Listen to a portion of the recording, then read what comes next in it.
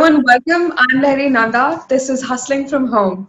I have with me today Mr. Kamal Narayan, who is the co-founder of Teamwork Communications Group and the CEO of Integrated Health and Wellness Council. Thank you so much for joining us, Kamal.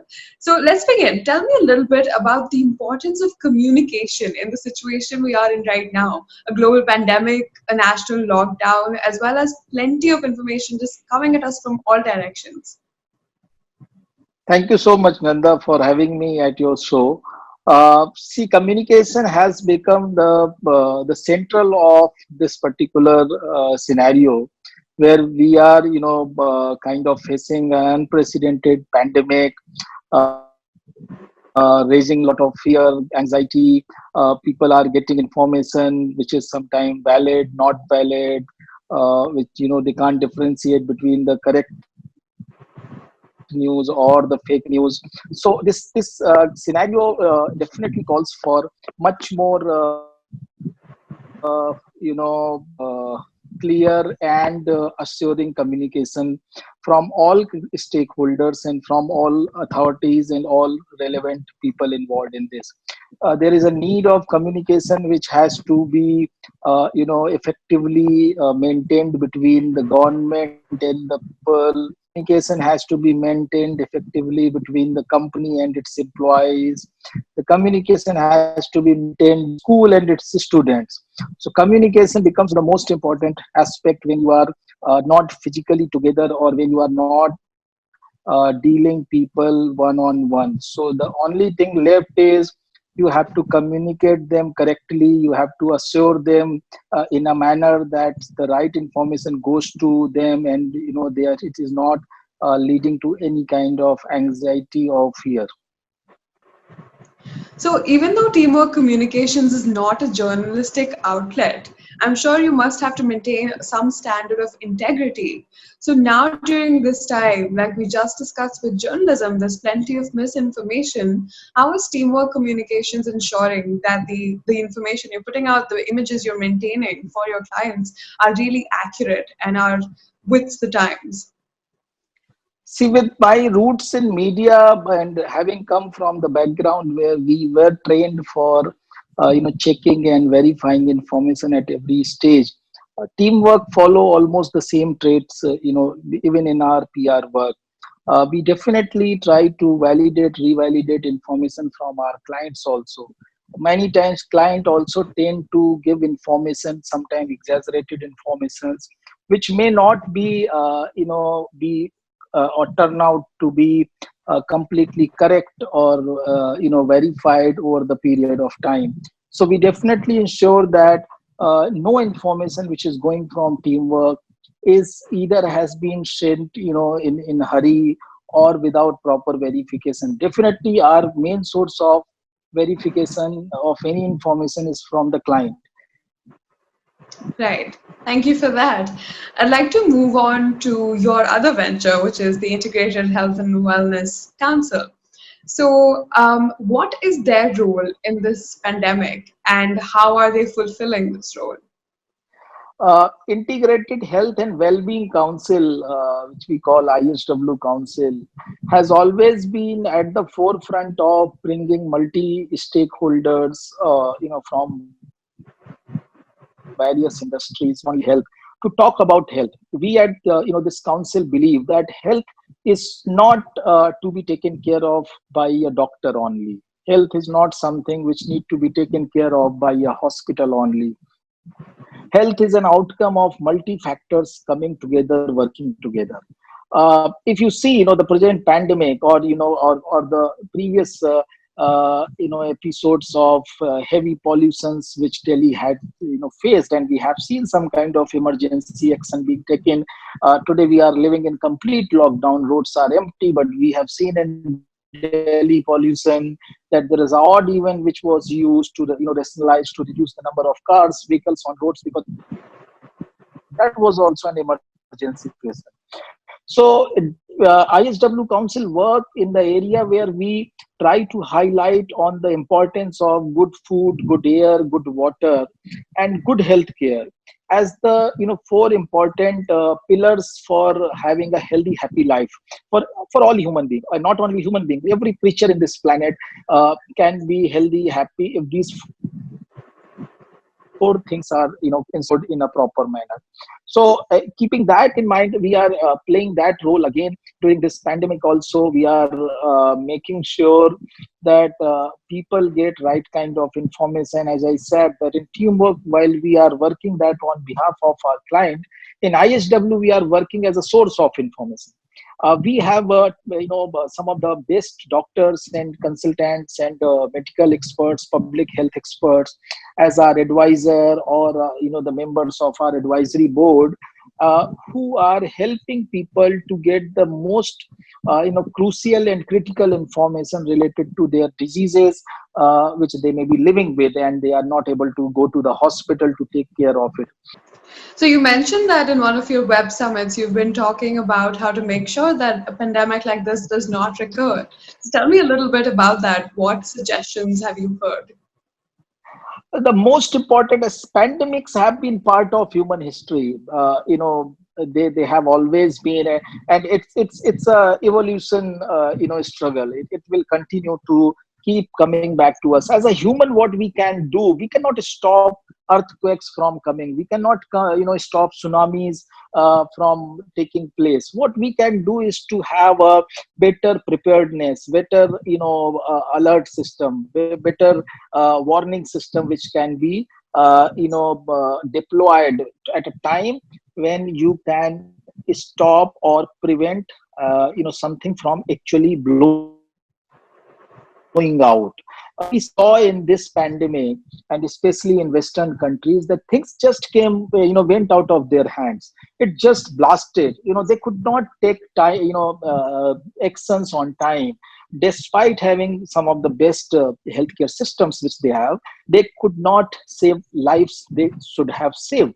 So one thing, important thing is that there were not enough warning system, I believe, or their health system, while it was prepared for peacetime, it was not prepared for warlike situation like this. So there are ways to ensure that we should have a sufficient number of doctors trained. We need to have a better infrastructure, we need to be having a better warning system for such kind of pandemic to be identified on time. And also the health intelligence need to be strengthened, and countries need to be maybe more straightforward in their dealing of such kind of situation. So what would you say the Indian government can do in the healthcare sector specifically to be more prepared should this occur again? One thing for India, it's very clear, and I'm sure the government of the day and the governments at the state level and the governments of future also will definitely acknowledge that India need to spend more on healthcare.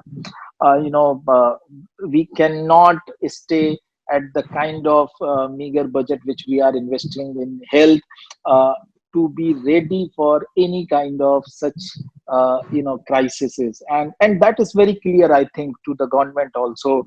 We need not to push for that. It seems to be a more natural response now, that the governments will be prepared, will be ready. They have seen it. It is not that you are giving them some kind of imaginary situation, or you are telling them on behalf of history.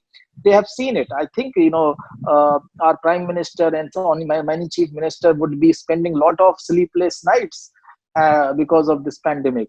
So I don't see that there is going to be any further need of pushing the governments to spend more. They will themselves will be much more inclined to spend more, to be ready for the worst if it comes back. And these things will keep coming back. It is part of the nature, I believe. That's what I learned. I'm not a doctor, but that's what I learned. That's why I saw in the history they keep coming back. So it is important that the governments will take care of it. Going back to the healthcare industry, when you were working with the Press Trust of India, you reported on the Indian healthcare system, and you mentioned that it's quite flawed in a lot of areas. So, if you were to report on the healthcare industry as it's doing now during the pandemic, what would you say? Uh, See, there are two phases of Indian healthcare system as of now. One is uh, the government.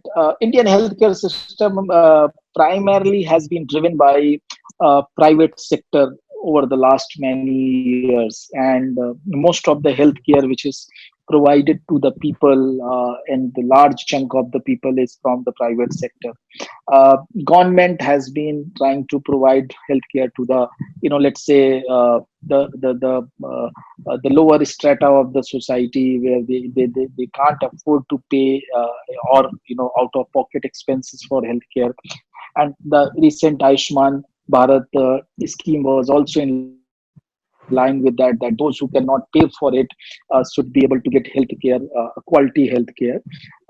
And that too relies a lot on the private players, because almost 50%, the hospitals which are providing Ayushman Bharat care also is our private hospital.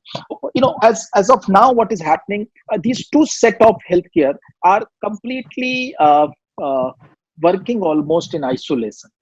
While the government healthcare system is taking the lead in tackling this pandemic, and facing almost maximum burden of the disease which is being created and increasing day to day.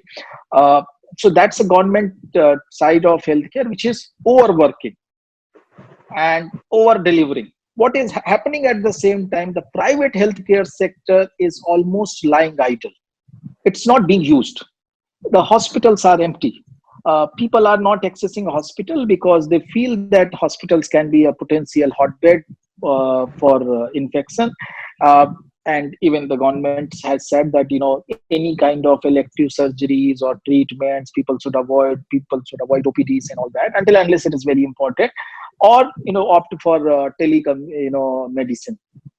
So in this condition, what is happening, that when the government sector is doing wonderful job, and I'm sure that we as a if I would have been a writer at this point of time also and covering healthcare, I would have highlighted a lot of positive stories of those doctors, those nurses, those paramedics who are doing overtime, those who are working day and night, those who are working, leaving the worries of their family at home, and providing the care to the people who are coming with COVID infections. The other aspect is definitely about some of those stories where you see that there seems to some kind of lacking in terms of maybe availability of PPEs, or other instrument which is needed. That maybe can be one aspect to be looked into. But at the same time, I believe that governments are doing a lot of effort to make sure that this gap is filled. And then this extended lockdown was also, I think, meant for that only, so that they are able to fortify their preparedness. So, startups at this time, especially, are facing many challenges. Naturally, financial challenges, but also a challenge with communication. So, what can communications groups who have startups as clients do to really take care of their clients throughout this pandemic and make sure that they get out okay at the end of it? Need of communication is definitely universal, and it is as much required in startup as in any of the large corporates or organization. What is important for startups which are, especially the small size startups which are at their initial stage, or might have not got sufficient funding, or maybe bootstrapping, those kind of startups, despite they will be having some kind of communication requirement, will definitely be very hard pressed in terms of their financial resources. And they definitely may not be in a situation to afford an agency in terms of to reduce their expenditures and to keep themselves afloat. What is important for agencies who are working for these kind of organizations and startups is to understand their problem, to empathize with them, to understand that when they will be facing financial crunches at their end, their clients will also be facing the similar kind of problem. So I believe that startups in the companies which are working for startups, the communication companies, they need to sit, talk, or not sit video conference with their startups and talk to them and find out a way that where the need of both of the organizations are met in a manner which is kind of supporting both of the party to stay afloat, to survive in this bad time, and then look for a better benefits from each other when the things get normal. So I believe that agencies need to definitely be empathizing to their client and make sure that they understand that they may be hard pressed in terms of money. So they may look for deferred payment system, they may look for some kind of lesser fee arrangement for certain time, so that the startups can also take care of their ongoing expenses. So some kind of, see, this situation, everyone is in the same boat, everyone has to row the boat to reach to the destination. All right. Thank you so much, Kamal. Thank you so much for joining us on Hustling from Home. Yeah. I think the need of the hour that has thank, come out thank from our conversation is definitely to be focused on what is correct information and to verify your facts. Thank you so much for sharing your thank insight. you so much, Nanda, for yes, thank you so Sorry, much. please go It was a ahead. pleasure interacting with you. Likewise. Thank you very I'm much. saying Stay safe, stay informed, keep hustling.